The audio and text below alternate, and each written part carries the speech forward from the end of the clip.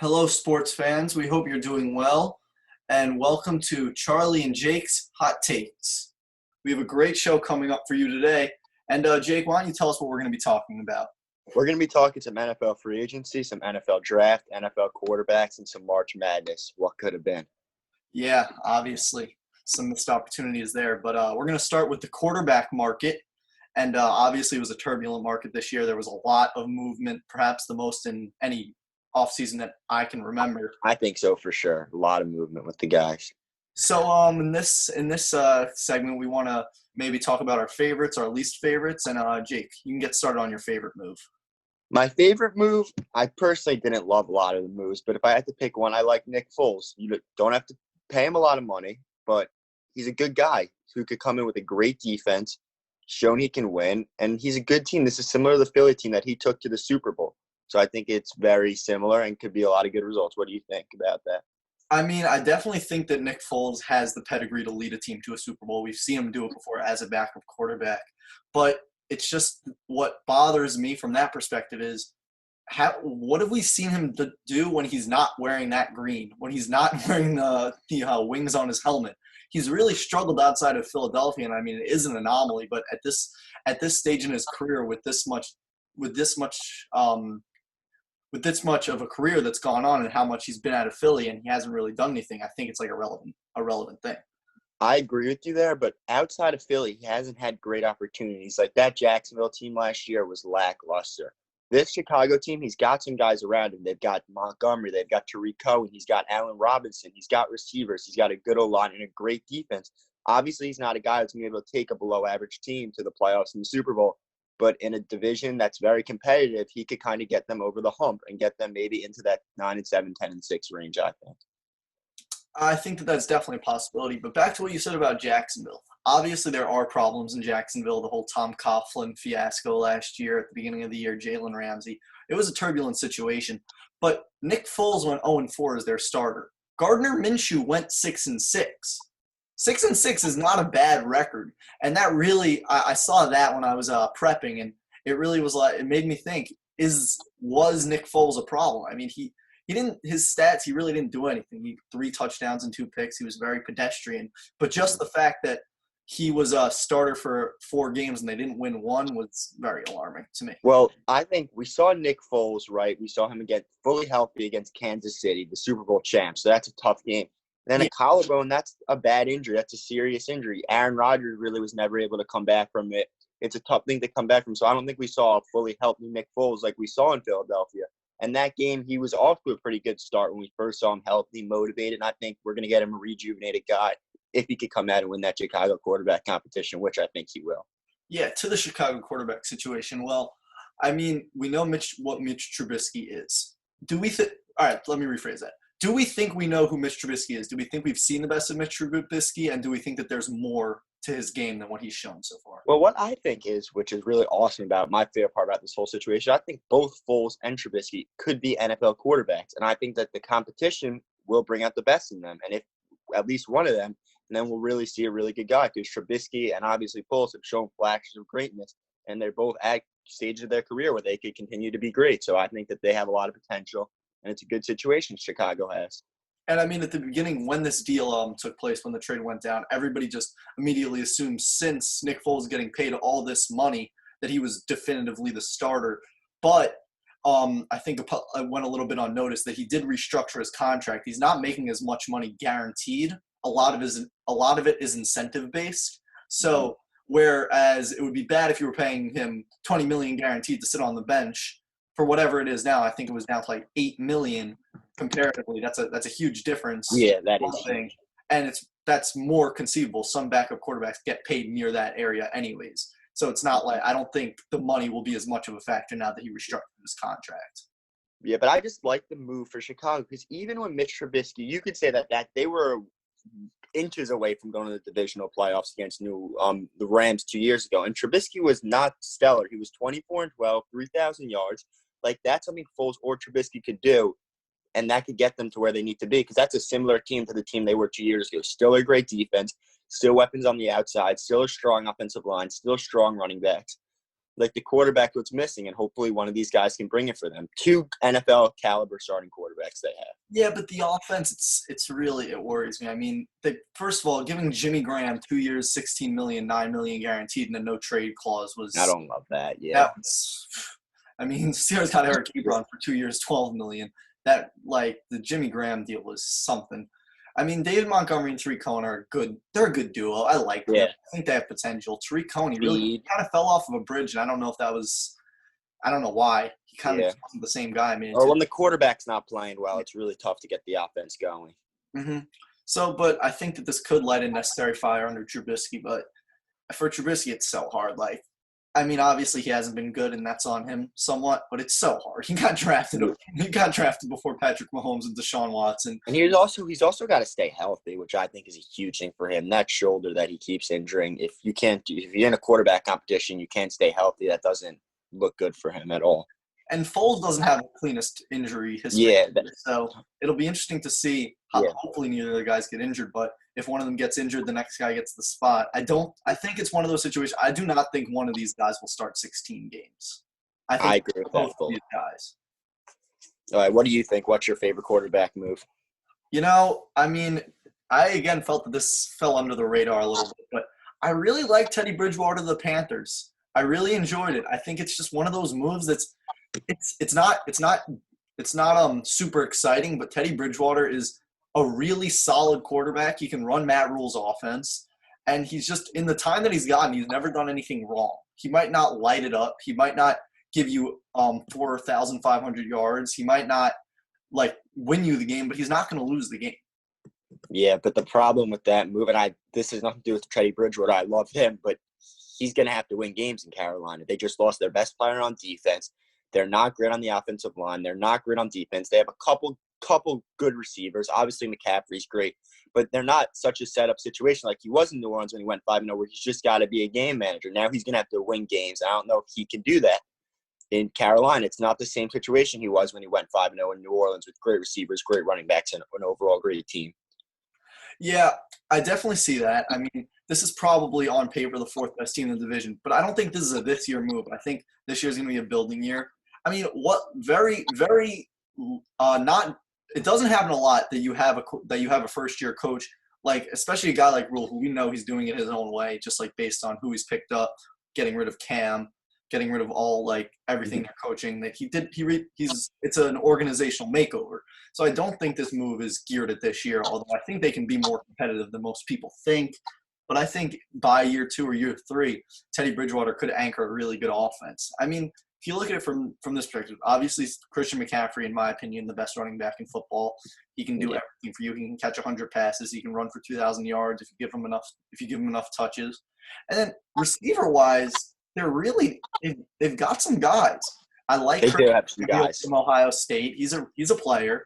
DJ Moore is a one elevated season from being in that top tier. I agree. He was fantastic this season.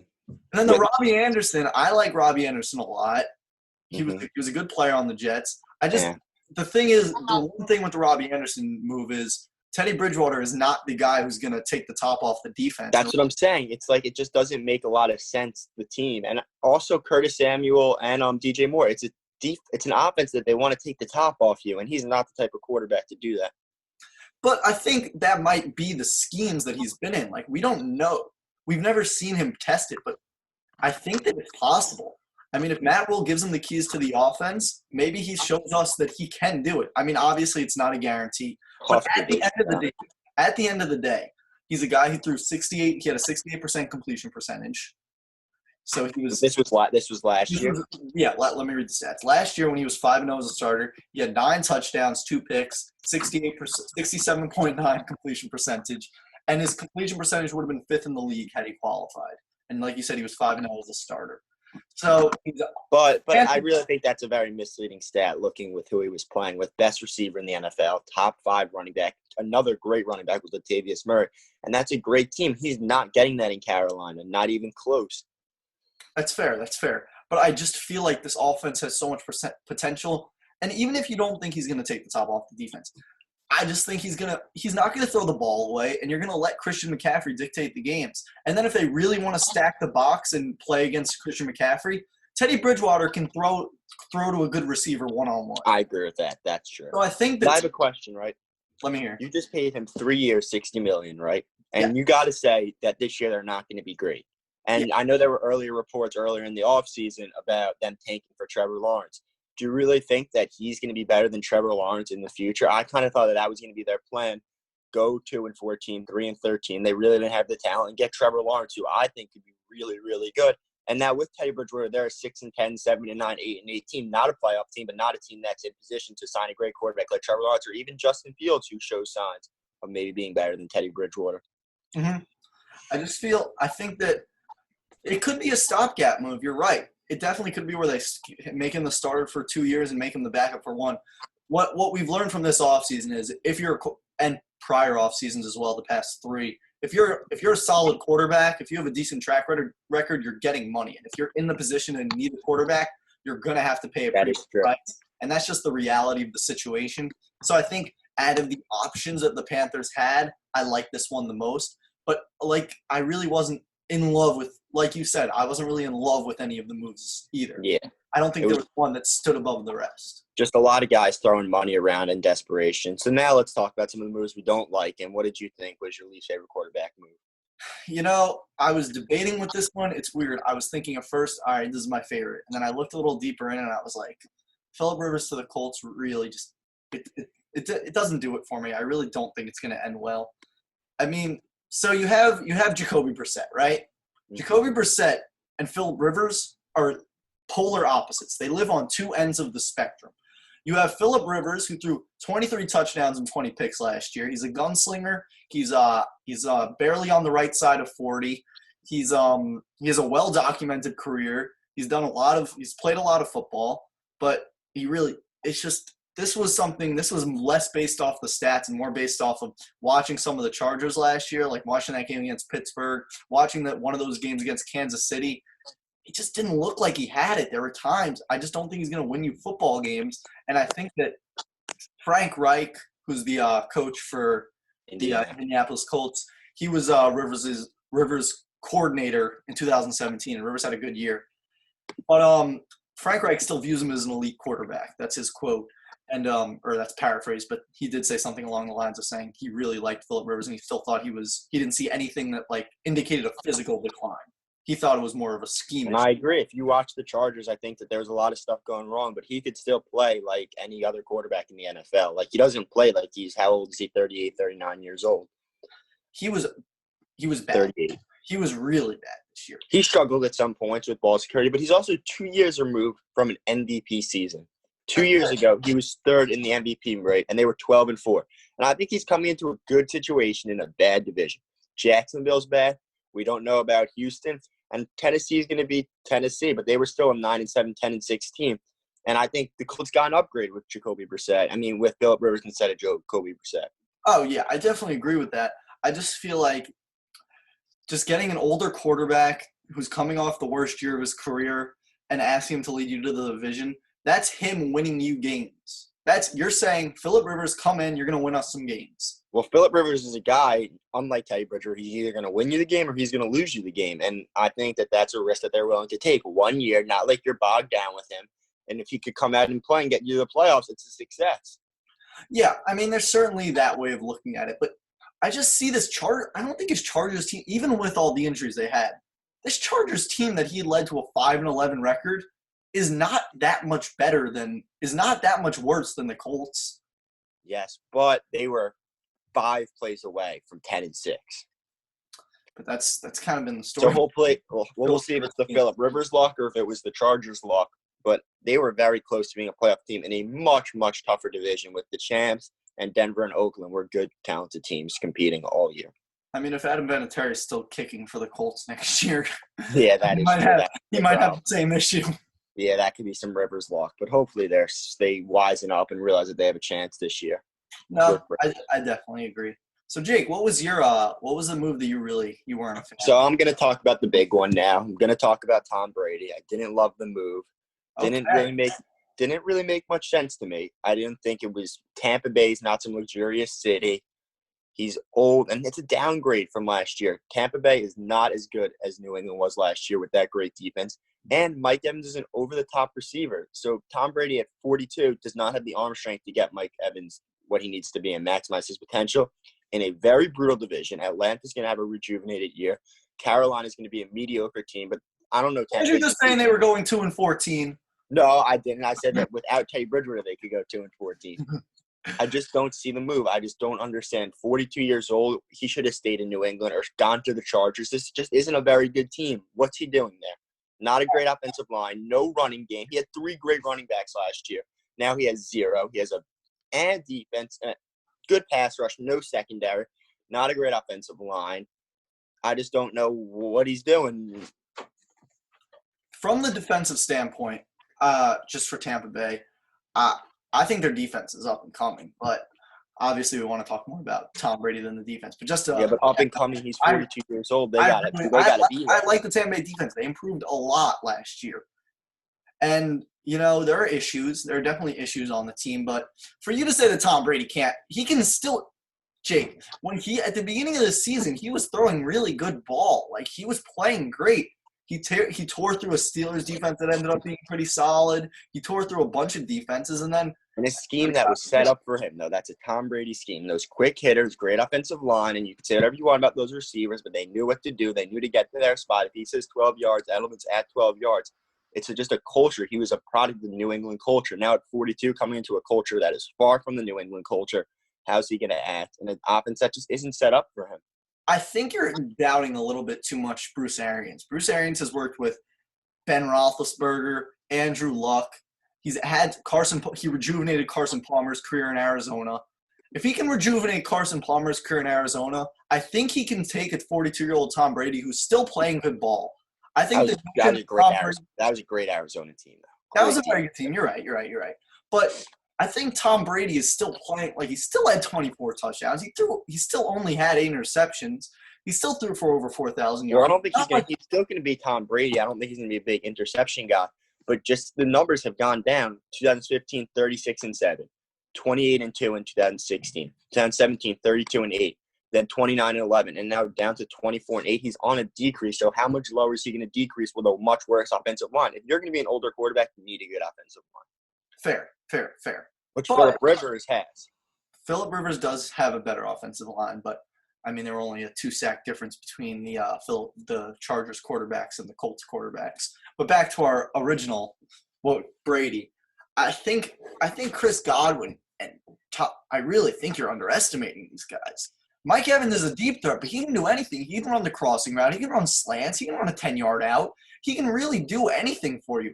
And he's a beast. I think that we haven't seen him so much do what Julian Edelman did, which Brady needs. I think Chris Godwin could. I think Chris Godwin's gonna have a great year, but how good is Mike Evans gonna be? And someone who's a huge question mark, and I think might be the X factor on this team, a guy that I was really high on come last summer, but now I'm like not sure. OJ Howard. What's he gonna do?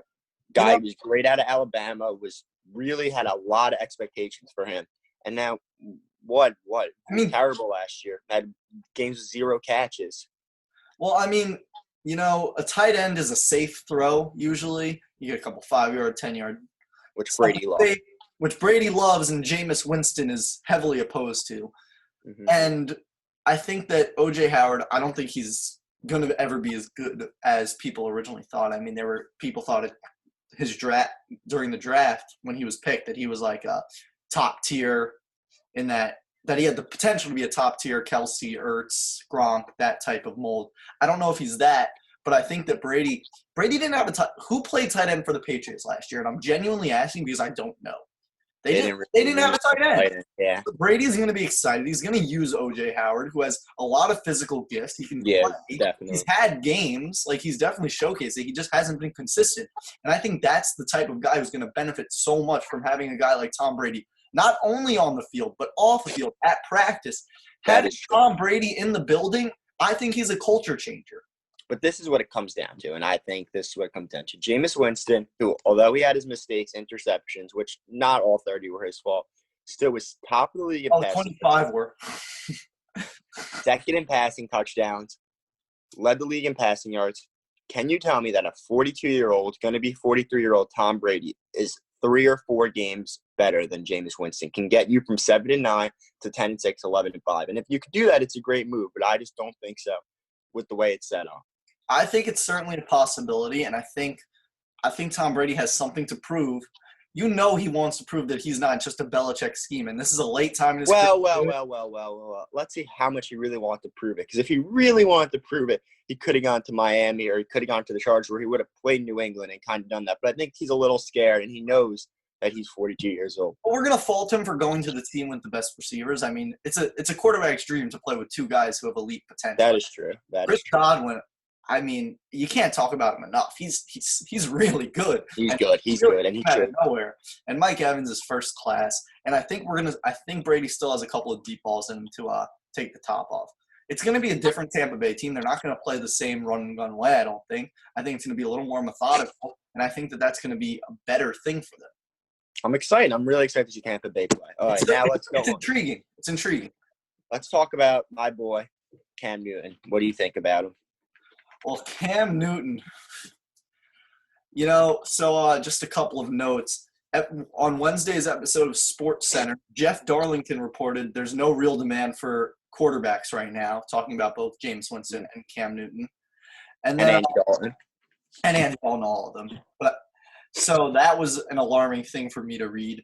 And so before we talk about does Cam Newton still have it, we can talk about some fits, and then obviously we're going to go deeper into some of the teams that we talk about and their QBs. So we think we see a fit. My favorite fit is the Chargers. Right now, I think they're going to go with Tyrod Taylor. We'll get deeper into that in a little bit.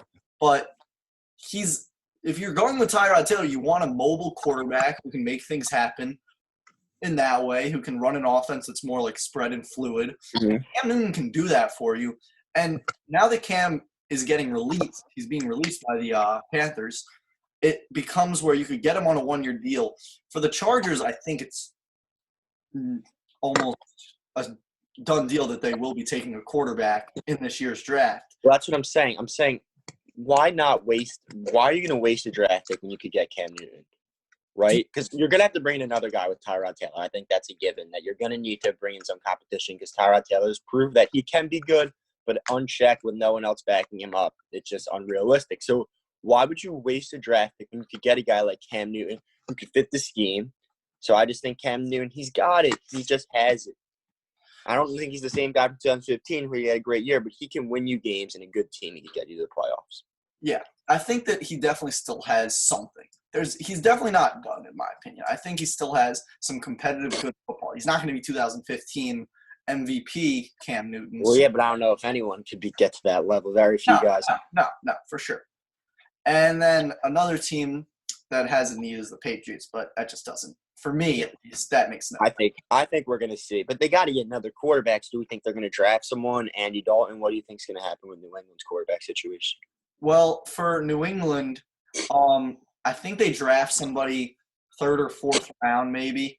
I think they're gonna put their trust in Stidham. I think they're gonna roll with a Stidham-Hoyer combo going into training camp, and it's so unorthodox, but I really don't think.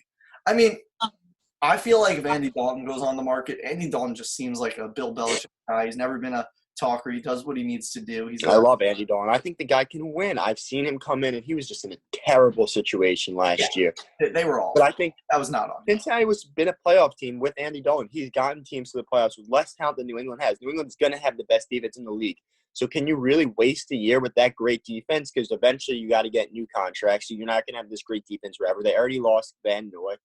So what I don't know. It's certainly an interesting thing. Because Stidham is not getting them to the playoffs. I watched him play at Auburn, and then I just don't think he's a guy that could get them to the playoffs.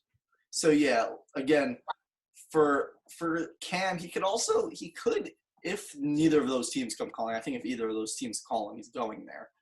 Yeah. That's pretty a done deal because those are the two opportunities to start. I mean, I can't really do anything else. But he could do a backup role. He could do a Tannehill situation, come into a team like weirdly enough, I like the Ravens.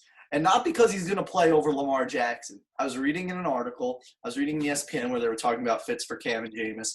And they listed the Ravens, and at first I was kind of like, that makes no sense. Then I was like, maybe Cam it's weird because Cam obviously is older and has more experience than Lamar Jackson, but if he can learn a little bit from Lamar, kind of tailor his game a little more, even though he's older, but he wasn't running. It's like He's not as fast as Lamar is though. Lamar's got 4.3 speed. Cam Newton does not have that. But just under that offense, obviously the coordinators and the coaches for that team remade that offense. I think he can learn a lot, and it could be a winning ordeal for both sides, because then if you do have an injury, you have probably the best backup quarterback in football. Or you go to but I just think I could see Cam Newton being a backup quarterback, but a backup quarterback there, I don't know, because that's just like not somewhere he's ever going to start. He's never going to be the Baltimore Ravens starting quarterback. Maybe for a couple games if Lamar Jackson gets banged up. But a situation with Tannehill came into an not great quarterback situation with Marcus Mariota. That's why I think Pittsburgh could be an option for him. I think Pittsburgh's going to get either Jameis or Cam. I think Jameis might be a better situation in Pittsburgh, though. Yeah, where you're not sure what Ben is going to be when he comes back.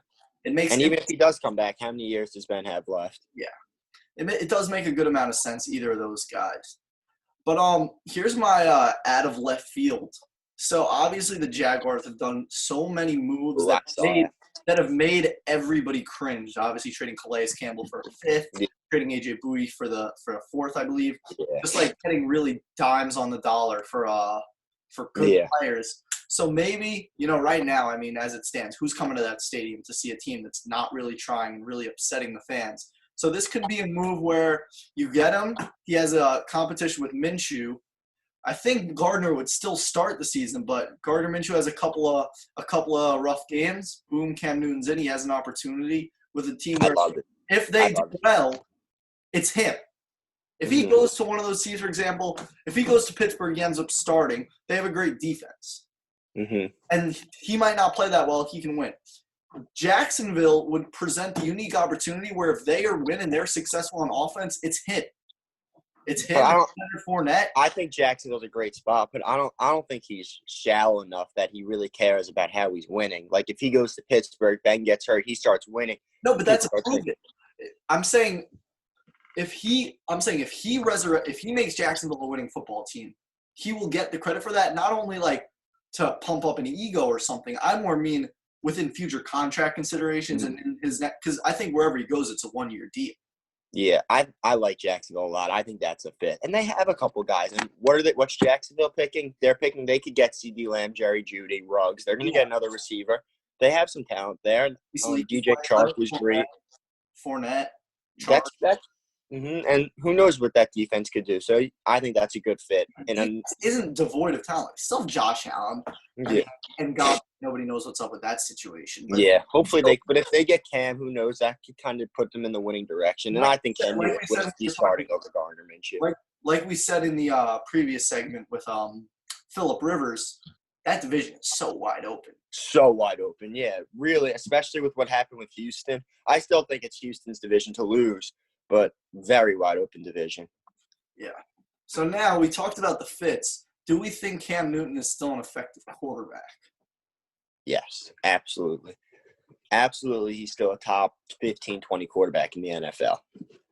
Absolutely. He's got to get – he's a little turnover prone. In his last 2 full seasons, he threw 16 and 13 interceptions, which isn't great, but he could still do a lot. He could still be a guy who can win you football games. Good athlete. He's training. He's getting healthy, and I think he could be a guy. He's absolutely a good quarterback. So this theory is a little out there that I was kind of thinking of, but maybe that foot injury, I mean, if he's recovered from it, obviously we don't know how well he does. Maybe that gave his shoulder, because that was the previous injury. That was 2 years ago that he had the shoulder injury. Him playing this season, it would not have been on a 100% shoulder. He rested his shoulder the whole year. He wasn't playing. So the shoulder. I think whenever we see Cam Newton next, we're going to see a healthy Cam Newton. Yeah, if he's healthy, I think he still has it. So here's the last time he's healthy. I think the injury, if you could correct me if I'm wrong, I think they think it happened towards the mid-season of last year, of 2018. Yeah. So weeks 1 through 8 in 2018, he threw 15 touchdowns, 4 picks, and the Panthers were 6-2. He was being brought up in MVP conversation. They'd beaten the Eagles. Yeah, they were great. They were phenomenal. They were on the way to a great season, and then the just bottom fell out. I remember that game against against Pittsburgh on Thursday night where they lost by like 31. It just started getting it snowballed. They went 0-6 in his last 6 games. He had 9 touchdowns and 9 picks. He was not dynamic. It was bad. It was awful. And also to add that they were a playoff team in 2017, and they lost that tough game, if you remember, to New Orleans. Yeah. I think at home they won the division, and they lost that tough game to New Orleans. So it was a tough one. I remember that. And but here's the thing that worries me. He comes back last year. The shoulder did not look good. I mean, obviously he only had 2 games. He played against the Rams and the Buccaneers.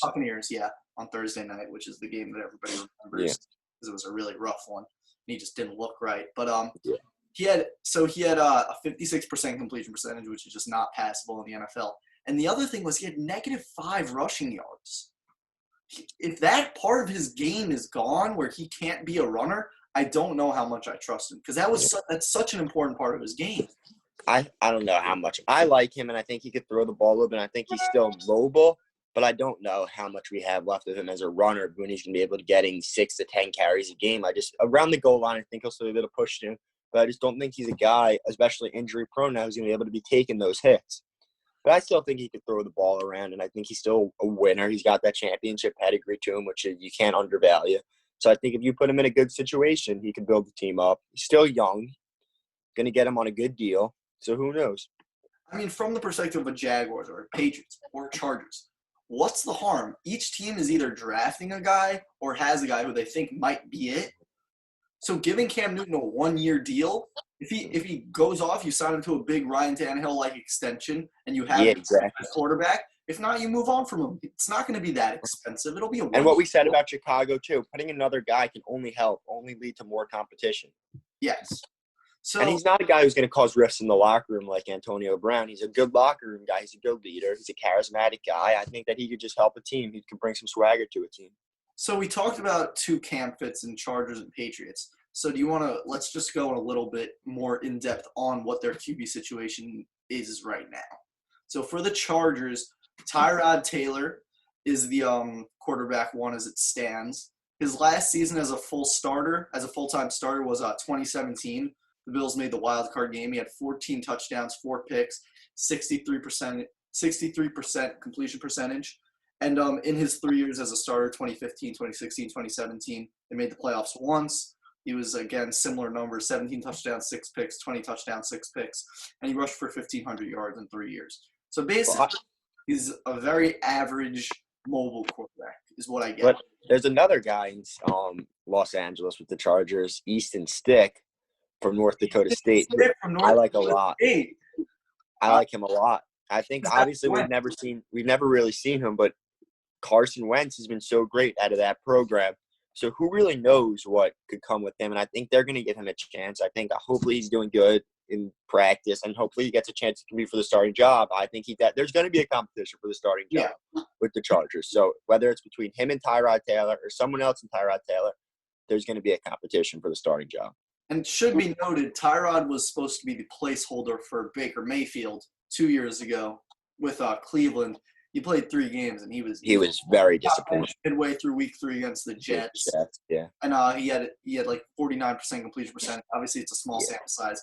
He still could run, but he really did not look good. Yeah, he's still an athletic guy though, but he was very disappointing.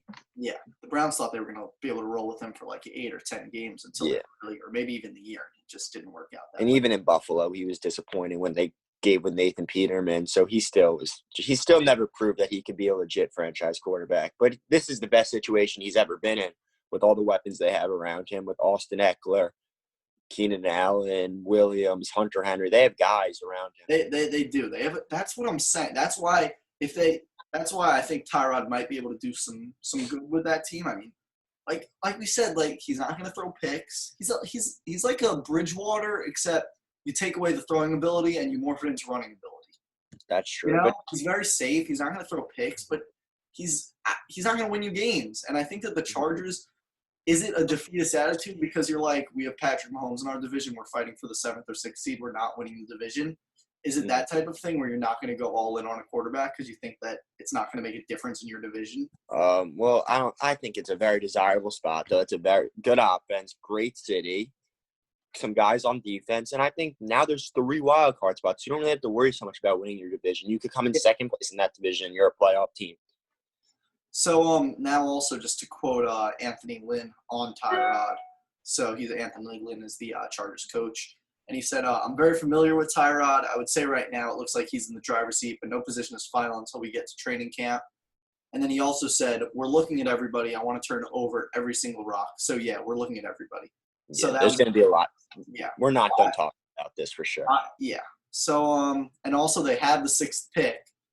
They could take a Tua. They could take a Herbert. I hope they don't. Because with guys like Newton, Winston, Dalton on the market, I hope you don't waste the 6th pick with so much talented guys. Okuda, Isaiah Simmons, if he's still around, I hope they don't waste that pick on a quarterback. There's so many good guys on the market and guys on their roster. That would be very silly of them. So now to the Patriots, which the Chargers situation is interesting. The Patriots situation is just not much to talk about. You got to think that the mastermind has a plan, but I mean, there's just not much to talk about there. Are they going to draft someone like Jake Fromm or Jalen Hurts or Jordan Love? I don't know. I think he's got a plan. Maybe his plan's Trevor Lawrence next year, but I got to think he's got something up his sleeve because neither one of those guys is the long-term answer. So just to go into the in-house options for those of us that don't know, Jarrett Stidham and Brian Hoyer are the 2 guys on their depth chart. They just released Cody Kessler. Brian Hoyer had a point in his career where he was a competent quarterback, but I think past that. He's 1-11 in his last 12 starts since 2016. That one thing that stood out to me as I was doing a little research, Devin McCourty, the McCourty brothers, Matthew Slater have all been public in endorsing both Stidham and Hoyer as guys who they think can get the job done. That's what you have to say, though. You're not going to say, yeah, both of our guys stink.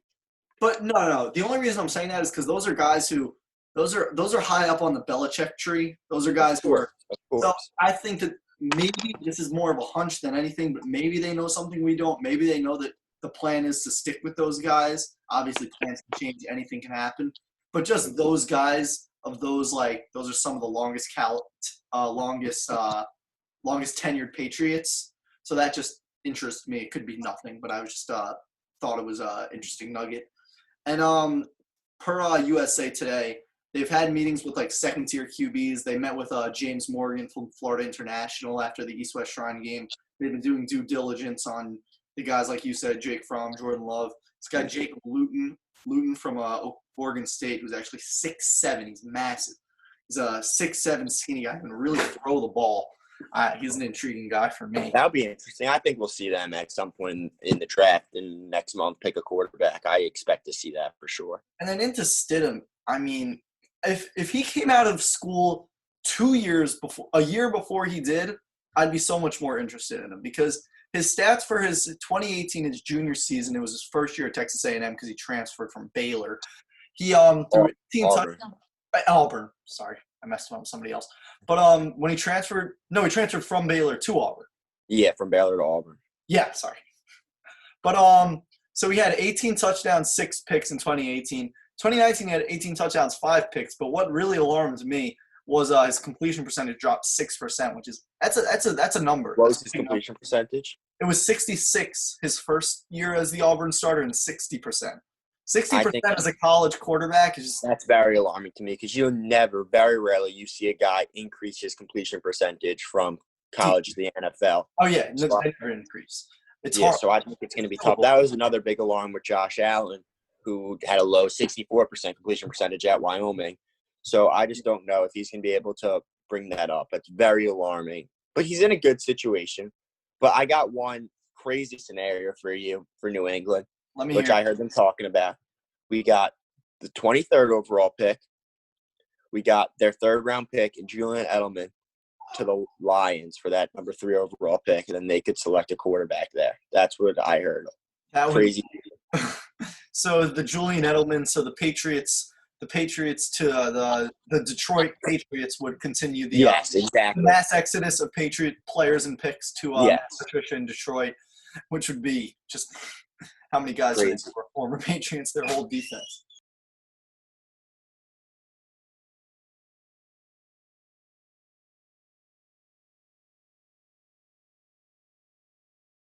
So yeah, and then let's go into the NFL draft now if we want to talk about that. I think we could talk about the number 2 overall pick, number 3 overall pick. I think that's really going to get interesting. I think we got to assume Joe Burrow won, and then let's talk Tua versus Herbert first. What do you All think right. about those two guys?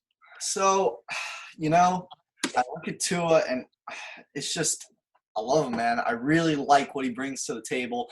I know that the injury concerns are there, but let me just read some of his this is per NFL.com based on his combine and his tape and whatnot.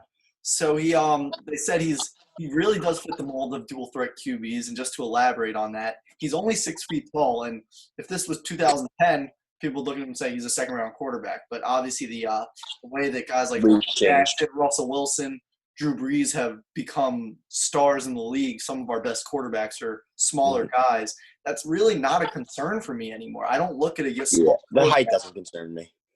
He's active and agile on his feet, quick setups and resets.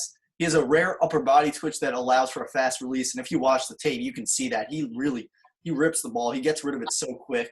He avoids sacks. Obviously, Alabama is a great offensive line, but he's still playing against SEC defenses. He can sit in the pocket. He's not afraid to sit in there if he has to. And just a bunch of other stuff about his arm talent. He can make all those throws. We saw that. And really, it's the injuries for me. That's what scares me. I think that if he wasn't injured, I'd take him over Joe Burrow. That's bold.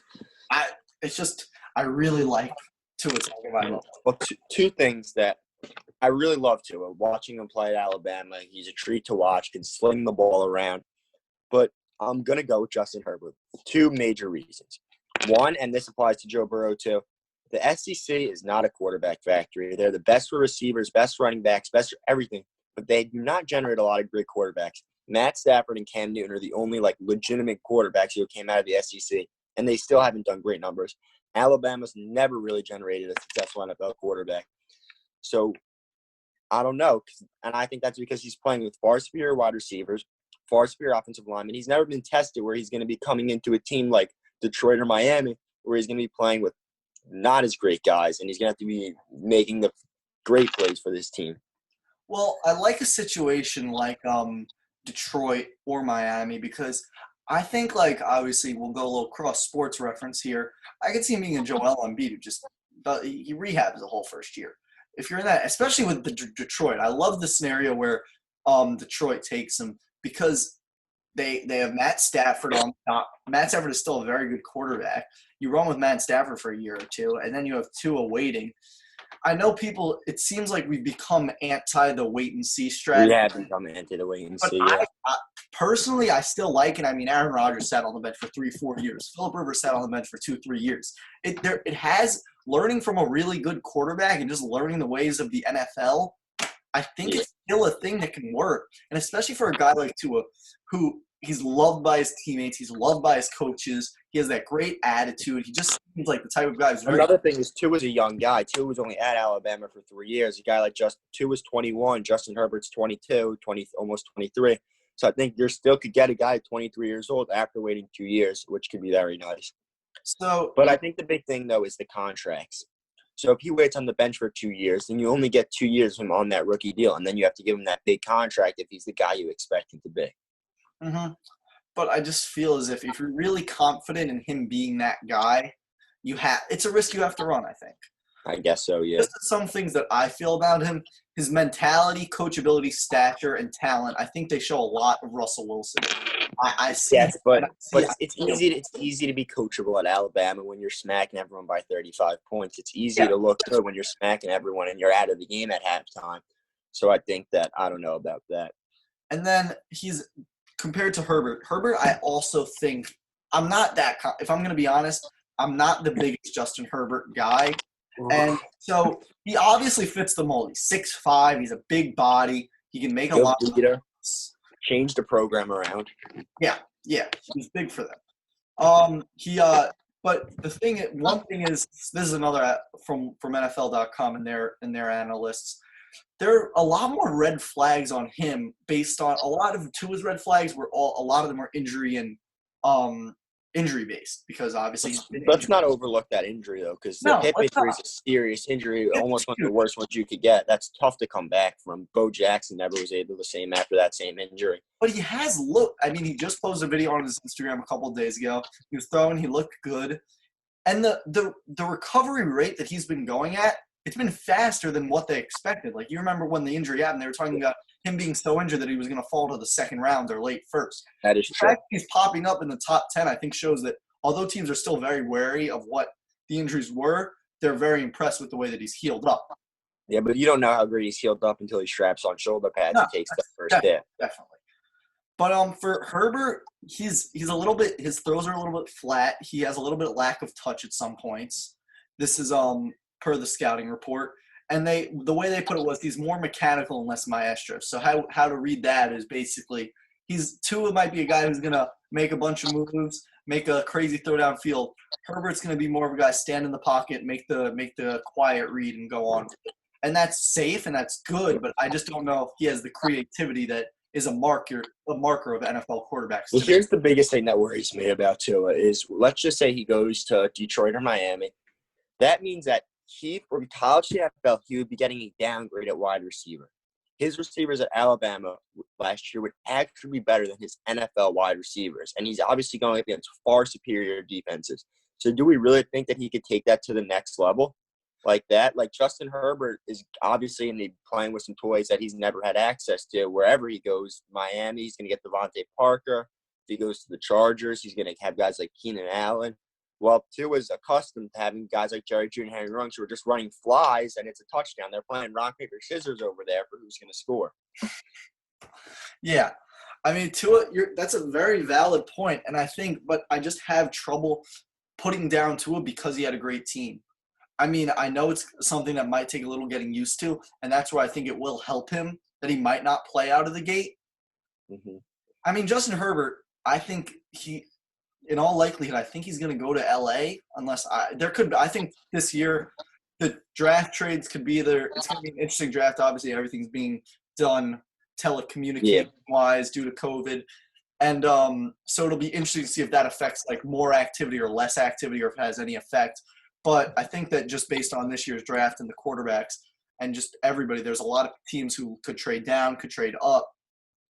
And I don't know unless if Herbert goes to LA, which is where I think he will go, I think he starts from day one, and I don't think that's going to work out. I think the NFL. Ooh, I think he's ready to go. I think he was ready to go. I think last year, and he came back for the program, and I think he's ready to go. I think he's got the size, he's got the mechanics. I think he could be ready to go week one in a team like the Chargers. If that's where we see him, I think with Keenan Allen and all those veterans around him, I think he could be ready to go.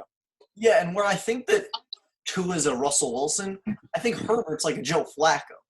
I think he's gonna. I love Joe Flacco. Yeah, Joe Flacco is a good quarterback. He's bantered around in the elite category on and off for his career. But that's what I'm saying. I think both have great potential, but I just think Tua is the type of guy who I really think could have a huge impact and really turn around a team and a franchise. Where I don't know if that's going to be Herbert. I think let's now go on to one of the stories that's been very interesting. It kind of rises and falls. But what about Washington at number 2? Chase Young versus probably Tua, if we're being honest. It's probably Chase Young versus Tua. I don't think they're going to jump and grab Herbert at 2. But Chase Young versus Tua, what do we think? For me, you have to go Chase Young. He's an animal. He is, and I love an edge rusher. That's a game breaker. You need an edge rusher. I mean, for Chase, he's just – the way, if you watch him at Ohio State, he was involved in every play. He's like a Myles Garrett without as much for sure. Without as much chaotic energy. Good guy, Chase Young is. Everyone's spoken highly of him from a character standpoint. He had 16.5 sacks. I mean, and he was getting double and triple team. Double and triple team. It's just he breaks the game, and I think. For Washington, if you get Chase Young, you have Ryan Kerrigan, Montez Sweat, Chase Young. That's a really good defensive front. And I think everybody talks about the quarterbacks, the wide receivers, the glamour positions. And if you can seal up your lines, your offensive line, your defensive line, that's a great place to start to construct your team. Well, I think the three most important things you got to have, right? You got to have a defensive line. You got to have an offensive line. But the most important, and it's always going to be, you got to have a quarterback. Does Washington, in their quarterback room right now, have the guy that can get them there?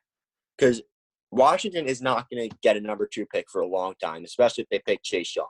They're going to be stuck in that 6 to 10 to 10 and 6 range. And I don't think 10 and 6, more 6 and 10. So a guy like Tua doesn't come around every year. And does Dwayne Haskins or one of those guys in that room? The answer, I don't know. And if you think he is, and you pick Chase Young, but if you're not sure, you really got to think about picking Tua. I mean, I think it's damaging that how Kyler Murray and Josh Rosen's situation worked out. Kyler Murray was great. Josh Rosen moved on and couldn't even start in Miami. And I'm just anti that practice, if I'm going to be honest. You draft a guy in the first round 1 year, surround him with not a good team, and if he doesn't perform, you move on to the next guy in the first round. I don't think that's a great way to build your team. I mean, right now it's working out for Arizona, but I don't think that that's the way it's going to work out for most teams. Well, I think what Washington has to do is they really have to – I think Dwayne Haskins the guy right now. So you have to really look at Dwayne Haskins, look at the tape, because you have plenty of tape on him, and see, can he be an NFL quarterback? Does he show signs of being an NFL quarterback? And if he does, you pick Chase Young. But if there's a lot of red flags and he just proved that he's not the guy, then, I mean, who knows when you're going to get another opportunity to get a quarterback like this on a rookie contract.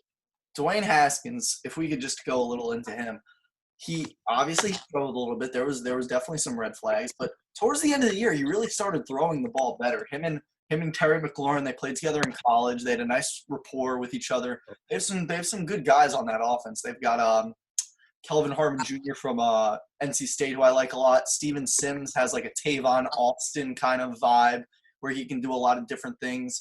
And I think Dwayne Haskins, I was watching him play against Philadelphia. You know, that game I think was – That was his best game, yeah. He played really well. I mean, granted, Philadelphia's defensive backfield was a mess last year. It was very poor. But it still was very, very, very impressive. He was making a lot of throws. And, you know, they're running an option with him. He wasn't a runner in college, but I think what they were talking about is he wasn't a runner because he didn't need to run. That Ohio State offense was a juggernaut. Great, so he sat back. He did a lot of slants. He showed off his arm every now and then. But he can run. He's a very athletic guy. He can make things something out of nothing. He can do a lot on offense. Here's my biggest concern about him. And as you said, he can do a lot on offense. And they're going to need him to do a lot on offense because that's not such a talented offense. They obviously have some guys, but they're going to win and lose games based on Dwayne Haskins as their quarterback. And in the 8 to 10 games he had, he threw over 200 yards twice, which is not great. He wasn't doing it this year. He was not doing it this year. But that team was – I mean, first of all, you start off the season, he has people saying from week 2 that, only one, the coach didn't want him, but the front office did, or the front office didn't like him, but the coach did. Jay Gruden wasn't big on him, but like it was such Washington. Their issues in the front office have been well documented over the years, and it's a hard situation to go into. And then once you have he was starting and he wasn't starting. But now with Ron Rivera, if Ron Rivera gives his hope to Dwayne Haskins, if he pledges Dwayne Haskins, I believe in you. I think that's great. But he just brought in Kyle Allen and Bucky Brooks, who's who writes for the NFL. He released an article and said, if you see Kyle Allen running out of the tunnel as the starting quarterback come week 1, don't be that surprised. So if that's the situation, if you're going to go Kyle Allen instead of Dwayne Haskins, then draft Tua. But if you're committed to giving Dwayne Haskins a chance, which I think you should do, then draft Chase Young, have a great defensive line, and let Dwayne Haskins improve. And in Haskins' last 2 games, he played really well. I mean, I think he got banged up against the Giants, but before that, he was playing well. 80% completion, 2 touchdowns, no interceptions. And then he had the game against Philly, 261 yards, 2 touchdowns, no interceptions. QBR over 120 both games. So who knows? He's definitely shown signs, and they're going to have to see. And I think a guy like Chase Young's really good. Guy can bust open a game. That defensive front can be really talented for them. Yeah, I mean, Chase Young's a guy who's going to create turnovers. He's going to put your offense in a great position. That makes any quarterback's job easy, you know? When you have a short field, when your defense is forcing punts, you feed off of that. And I think that could be a really beneficial situation for Washington. And then that's another wide open division that they have. Oh, yeah. No, I'm not sold on anybody. Yeah. And, I mean, it's hard to remember, but Washington still has a lot of pieces from a team that was poised to win the division before Alex Smith had a Yeah, 6-2. leg. They were 5-2. They were 6-3. 6-3. Yeah. When the injury occurred. So yeah, they were on track. And then last year was a disaster, but they played better as the year went on. Definitely. So we'll see. So I think that now we got it. Today would be the big day. Today, right now, we should be getting ready to watch the Final Four. Oh, Jake, don't remind me. Very heartbreaking. So I think you go first. Give us your Final Four. So just a note before we get into it. We did it based on Joe Lunardi from ESPN, his last bracketology. So we might have had teams that we thought were better than these 4 teams, but we did it based on the bracket. Based on the bracket. So I'd had my Gonzaga versus Creighton was one matchup, and Kansas versus Dayton was the other matchup. All right, so I'll give you mine. My first matchup, I had Kansas versus Dayton also. And then on my other side, I had Seton Hall versus Michigan State. Okay, so we have some we agree on one side of the bracket, so we don't on the other side, we're very different. Very, very different. So the Gonzaga and Seton Hall are in the same region. So I guess we'll go into that. Tell me why you think Seton Hall, and I'll tell you why I think Gonzaga. Bucket getters. You need guys who in the last 4 minutes of games can win you a game. You need to score down the stretch, and Seton Hall just had that guy. That's fair. Seton Hall, I mean, I was watching Miles Powell. He's a great player. I love watching Miles Powell. Mm-hmm. I Could mean, score the ball. Anywhere. He can score from anywhere. But he also shot under 40% from the field this season. He also had games where he came out into the rack, the Rutgers Stadium for that big game. For that game, that's a big deal in the Garden State. Yeah. And he came out. He was 0 for 11 or something in the first couple of minutes, and they got beat by 27 by an 8 seed Rutgers team, and that's what worried me. I love Miles Powell. I think he's a great player. He gets buckets. But I think that I just couldn't count on him because they don't have such a supporting cast that I'm confident in. I just couldn't count on him going every single game doing enough for them to win. I just don't think they had enough backup for him to have a bad game because he wasn't going to do everything, shoot amazing every single game. I think they had a good enough team that with him playing could get them out of the first weekend. They were going to be a 3 seed. I think that they were going to be able to get out of that first weekend. Mm-hmm. So then, who was the 2 seed in that bracket? Do we know that Seton Hall was supposed to play? Seton Hall would have played. Let me get it up.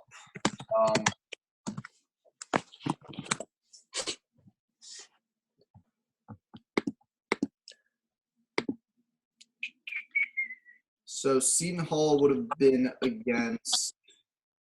Because that was Gonzaga 1 and Seton Hall 3. So they would have played BYU, which would have been a tough matchup if BYU beat Indiana. And then they would have been playing against San Diego State or Arizona or Texas Tech or UC Irvine, but most likely. Yeah. I think we can say San Diego State. And San Diego State was a tough team to beat. I love San Diego State, but I just think when you want to go, and I think that game would have been close enough. That would have been a great game. Malachi would have been a great game. Would have been 60-60 down the stretch. And I just think that he would have had enough to take over down the stretch. But then you run into the big bad Gonzaga, and Gonzaga. Listen, this was not even. I don't think this Gonzaga team isn't better than last year. They don't have as many NBA players, but they just get it from everywhere. So just a couple of stats. They have 5 guys over 10 points per game, and then Filip Petrusev, he got no national recognition, maybe because they're in the West Coast Conference, which isn't filled with other powerhouses. But he averaged 17.5 per game. And he will force your big man to foul out. So Seton Hall big man, his name is Romano Gill. He's really good. He's a big player. He gets he's 7'2". He's one of the tallest guys in college basketball. He averaged 3.2 blocks per game. And Petrusev would have had a field day with a guy like that. And then you have the Sandro Mamukelashvili, a name that is very hard to say, and a player who's very good. Then that would have been the matchup, and Petrusev would have dominated those guys. And I think that's what puts them into the Final Four for me. But I don't know. I just think Gonzaga is great at – Gonzaga we're talking about, correct? Gonzaga is great at losing in the tournament. They're great at losing in March. That's what they do there. They don't win – they're not great in March. And I just think that stats are very misleading in the West Coast Conference. Fair. Seton Hall played in a very, very, very competitive. No, it was loaded. They were loaded. and they were still playing great. They had 3 guys averaging 10 plus. Miles Powell averaged 21 a game, and that's competitive. Great defenses, great teams. Well, Gonzaga was kind of beating teams that were not of caliber. That's fair. That is fair, but I just think, again, with the shooting, I think shooting numbers, those are numbers that are hard to lie against because you're still getting contested. No matter if you're getting contested by a big guy, a small guy, West Coast Conference, Big East. If you can shoot the ball, you can shoot the ball in the tournament. Yeah. And it's not like Gonzaga had one guy who was shooting the ball. They had 3 guys who were shooting over 40% from 3. They just had a really good inside-out game. They had depth. I just really like this Gonzaga team because unlike a lot of teams who relied on one guy, they just did it in and out, a lot of different players. They played good defense. And I think Miles Powell, as good as he was, I don't think he would have had enough support to take down that team. I don't know. I think they were dangerous. And they had guys that were very well rested. They didn't have a lot of guys going a lot of minutes, points per 40 minutes. Obviously, they weren't going to play 40 minutes, but if these guys were playing 40 minutes, they had 6 guys averaging over 10 points and 3 guys averaging over 15. So they could score the ball. And if it got up there like that into the 80s and the 90s, they had guys who could score the ball. Sandro, Quincy McKnight, Miles Powell, all those guys could score the ball with Gonzaga. But I just think when you look at Gonzaga, they're just so deep. And I think this was really the year. Their guards, they're really, really good guards. Ryan Woolridge, he was a big shooter. Admon Gilder, he was on that Texas A&M team that was very good with Robert Williams. He was Joel Ayayi, who's a freshman, I believe. He's a really good, energetic guy off the bench. They just had a lot. And who was the 4 seed in that region? 4 seed in that region would have been Oregon, and 5th seed was Michigan State. Mm-hmm. So that would have been Michigan, not Michigan State. So I liked Oregon a lot. Not obviously to beat Gonzaga, but to beat Oregon, that would have been a really tough game too. Oregon has great scores. So that's a tough weekend for them. 2 great scores they would have had to go up against.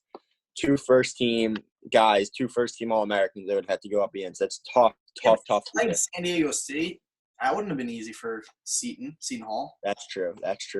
Tough bracket they had there. All right, so now who'd you have in your Final Four spot?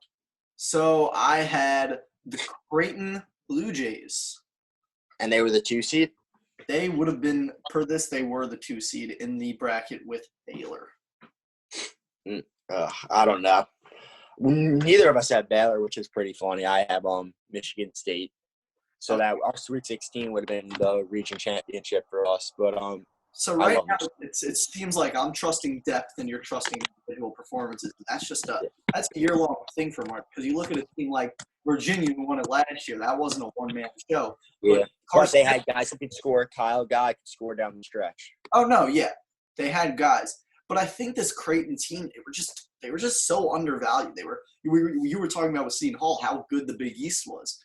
Yeah, they tore through the Big East. They had a couple bad losses in the beginning of league play. After that, they had a weird game against St. John's and Queens, a sketchy 20-point loss. But that was probably it was more of an anomaly than anything else to be worried about. They had their 2 guards, Marcus Zaragowski and Tyshawn Alexander, both put in 16 a game. Mm-hmm. So those are 2 guys who can score down the stretch for you. And then they had 6 guys who were over 8 a game. And they have they played small ball. This was a small team. They don't have bigs. So when they went up against a Baylor team that was so big man oriented, I think it would have been this Creighton team is like the Rockets without the individual scoring. Uh-huh. They're a college basketball version of a small ball team. They play fast, they score a lot, and they need to score. And I was confident in their guys to score and make shots to get them into the Final Four. I don't know. We obviously have differences in opinion. I just love a guy like Cassius Winston. I think a guy was playing on a mission. It's tough to stop a man on a mission, leading a team on a mission that was going to get there. They were just starting to find their stride. They were number 1, correct, in the preseason. So obviously they have the guys. And I just think that was a team that was starting to find their stride. I think they were going to take the Big Ten tournament, and I think they were going to find their stride come that point. Yeah, so they were looking great. I will give you that. Coming out of, they had won, I think, they won a couple of games in a row. They went Maryland. They went to Ohio State. Yeah. That was a great win they got against Maryland. They were really playing good ball. They had a big comeback against Penn State, who was a really quality team this year. But again, it's just you have Cassius Winston, who again a guy who I'm really sad that we didn't get to see him much again. He's a great Yeah, player. He had a great March that's hard. last Yeah, year. a guy that's Final Four. done this. And Xavier Tillman's a big man who's really good and would have feasted down low against this Creighton team. Yeah, But I just don't know who else. I mean, you have Gabe Brown off the bench who's inconsistent. Rocket Watts, LaMelo Ball's Spire teammate, who again had a good year but yeah, really inconsistent. So the thing that hurt them, they had this guy Josh Langford. I bet you might remember him from last year. yeah. He was a really good player. He never played for them this year. If they had him, I think they would have been a national champion, to be honest. He was like that third guy that this team needed, but I don't think they would have been able to make the Final Four without that guy. Without So one. now let's get into the Final Four. On one side, we could talk about Kansas and Dayton. So who do you have coming out of there? You know, I think we're going to agree on this one because as much as I want to go with the underdogs from the A-10, this Kansas team is something else. Great shooters, guards you could score, big men, and Azubuike, Harper. They were impressive. I think one of the best teams we've seen in a long time. Just they didn't really have much weaknesses in their game, and as great as Obi Toppin was and entertaining to watch, and they had other guys around him in Dayton, I think it would have been really tough for anyone to beat Kansas because they had a lot of guys who could score. So one guy has an off night, they're fine. They got rim protection. It's going to be tough for anyone to beat them. Yes, they did play in the Maui Jim Invitational, and it was a Kansas won, but it was a game. It was a very good game. I remember watching it. Obviously, it's hard to judge numbers from November. Millions happened, especially this college basketball season. But whereas a lot of teams, the teams that I mentioned above when we were talking about Seton Hall and Michigan State, I was concerned with their lack of a true third or second scorer. For this team, because Devon Dotson and Udoka Azubuike, take most of the touches, and two, are very efficient, it doesn't worry me as much. And they have guys who on different nights, like Ochobi is really good. Marcus Garrett can get it going. Isaiah Moss from Iowa, he was a transfer. So they have guys who in different situations would be the third scorer, whereas it might not be the same guy, but as long as I'm confident in a guy who can do it, that there is a guy there, I was happy with that for them. And their defense, it's funny because Big 12 football defense doesn't happen. Yeah, not great. Big 12 basketball defense is the biggest paramount. Yeah. And they got rim protectors. I think 12 basketball teams. And I love Dotson a lot. I thought he was one of the best players in the country. Good team. I don't think there's much really to talk about. We could just praise Kansas some more, but I think that it's pretty clear that they were going to the finals. And then you had Gonzaga, correct, on the other end, and then I got Michigan State. So we already talked a lot about them, but then I guess either of those teams, I think Gonzaga would have had. Yeah, I think Michigan State would have gotten washed by Kansas. This was just Kansas' year. They have their team, and it's really a shame. And you really feel for those teams like Kansas and Dayton and San Diego State, who really had one of their best teams. I mean, Kansas is going to be bad. Kansas will be there, but you really feel bad for Dayton where they had there might not ever be another Obi Toppin at Dayton. There might not be another Malachi Flynn at San Diego State. So from that perspective, where you have San Diego State's had some good teams, but really Dayton's never had anything like him. Never had anything like that team. It's really heartbreaking that it had to happen like this. It's a good program. They're good. They'll be a 17 and 8 seed. They'll get back to March. But it's just the opportunity to be a 1 seed and be able to really control your own destiny. In that sense where you're not going to go where you're the power team, where you're not going up as the underdogs. It was a great experience, and it was great to watch. And it just is a shame. Hopefully that this can uplift them a little bit from a culture thing. It's going to be great for recruiting this year, but a guy like Obi Toppin doesn't come around every year for a team, and it's real.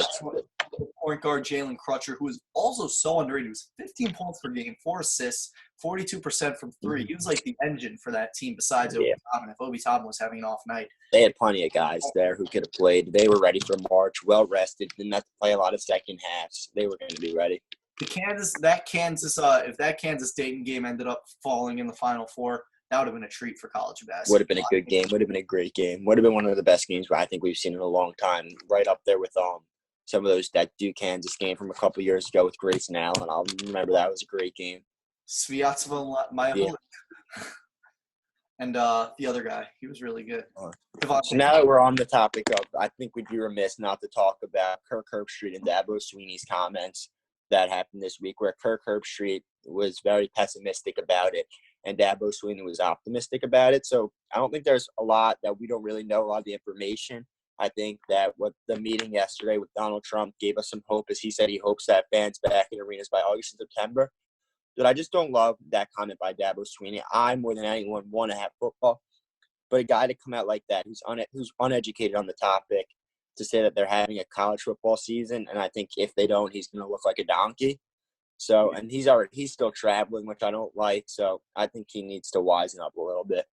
But here's my thing. So you read the quote a lot. So first of all, for those of you who don't know the quotes that we're talking about, Yeah. So Kirk Herbstreit, like about a week ago, I think the reports came out. He was interviewed and he said, "I don't think that if we have a college football season, it'll be short, and I don't know if we're going to have one," something along those lines.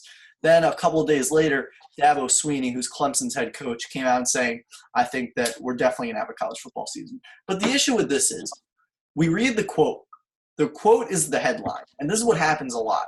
If you go into the article, which I did, and you read what Dabo Swinney said, he said, obviously the first quote I didn't agree with, but then I read what he said, and he was saying, listen, it's my job. I'm a football coach, not a scientist. It's my job to assume the best and believe in American ingenuity to get things done.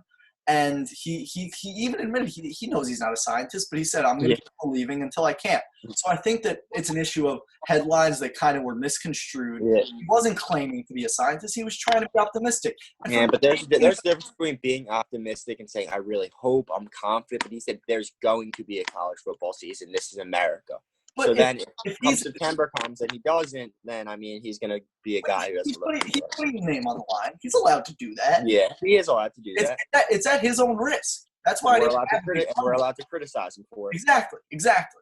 But I think that Kirk Herbstreit, on the other hand, he's doing a lot of the same things in a pessimistic way. He doesn't know. Yeah. I didn't love what Kirk Herbstreit said either. Like, he's not a scientist, and he didn't even come out and say, I'm not a scientist. So I do agree. I don't like Kirk Herbstreit saying that that's not your job to tell us there's not going to be a college football season. But at the end of the day, very few people know things, and us two are not two of those people.